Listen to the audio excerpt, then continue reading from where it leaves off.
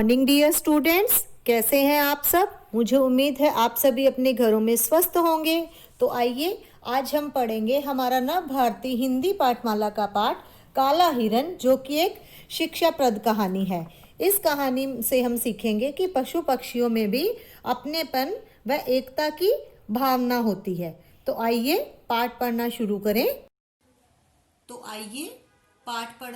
करें। काला हिरन, जो कि एक शिक्षाप्रद कहानी है। एक घना जंगल था। उसी जंगल के बीचों बीच एक झील थी। सभी जानवरों को पानी पीने के लिए झील पर आना पड़ता था। इसी जंगल में हिरणों के कई झुंड थे। इन हिरणों का एक नेता था जो काले रंग का था। जंगल में इसका एक छोटा सा परिवार था। काला हिरन, उसकी पत्नी और 2 बच्चे। काला हिरन देखने में अद्भुत लगता था। उसकी चमकीली लाल लाल आंखें बहुत सुंदर थी। वह बुद्धिमान भी था। झुंड को अपने नेता पर विश्वास था। नेता भी जी जान से अपने कर्तव्य का पालन करता था। एक दिन विचित्र घटना घटी। एक राजकुमार शिकारियों के साथ जंगल में शिकार के लिए आया।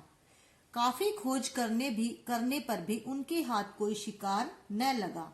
दोपहर हो चुकी थी। सूरज तप रहा था। प्यास के मारे उनका बुरा हाल था। एकाएक उन्हें झील दिखाई दी। उन्होंने पेट भर पानी पिया और पेड़ों की घनी छाया देखकर वे रुक गए। वे सोना चाहते थे कि आहट पाकर चौकन्ने हो गए। हिरणों का झुंड पानी पीने आया था। यह उसी की आहट थी। काला हिरन झुंड में सबसे आगे था। हिरणों ने शिकारियों को देख लिया। शिकारियों के हाथ पड़ने से पहले ही हिरणों का झुंड झाड़ियों के पीछे छिप गया। शिकारियों ने समझा कि हिरन मैदान की ओर निकल गए हैं। वे दूसरी तरफ चले गए। हिरणों पर आई मुसीबत टल गई। राजकुमार ने काले हिरन को देख लिया था।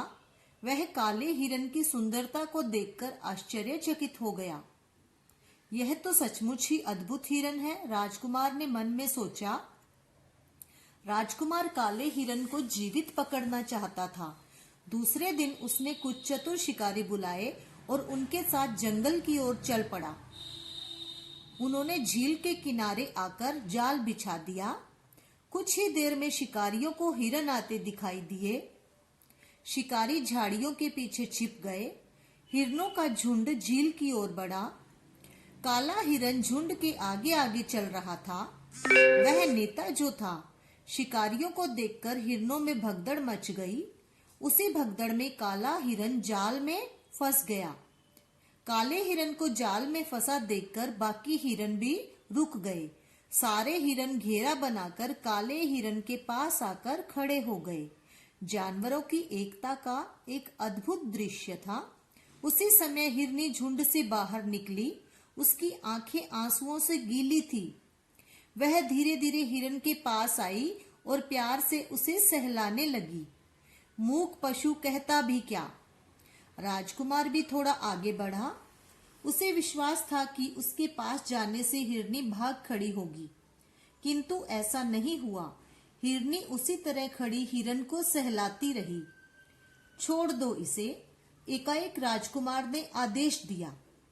जानवरों की एकता और हिरनी का हिरन के प्रति प्यार देखकर राजकुमार का हृदय पिघल गया। काले हिरन को छोड़ दिया गया।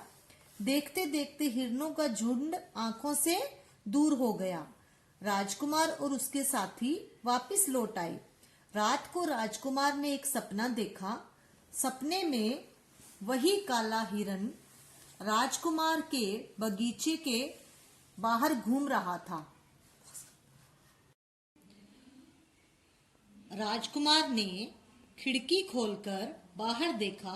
सचमुच काला हिरन और उसकी पत्नी बगीचे में खड़े थे। राजकुमार ने हिरणों को पुचकारा। कुछ देर तक दोनों हिरण राजकुमार के पास ही खड़े रहे, फिर छलांग लगाकर जंगल की ओर भाग गए। उस दिन के बाद वे दोनों हिरण प्रतिदिन राजकुमार के बगीचे में आने लगे। कुछ दिन बाद राजकुमार राजा बन गया। राजा बनते ही उसने जंगली जानवरों के शिकार पर रोक लगा दी। जंगल के सभी जानवर निर्भय होकर सुख से रहने लगे। तो इस पाठ का संदेश भी यही है, पशु पक्षियों में भी अपनेपन व एकता की भावना होती है। बच्चों, ये था हमारा पाठ काला हिरन। मुझे उम्मीद है आप सबको यह पाठ अच्छी तरह से समझ में आ गया होगा। इस पाठ का अभ्यास कार्य और प्रश्न उत्तर आपको जल्द ही PDF के माध्यम से उपलब्ध करवा दिए जाएंगे। धन्यवाद।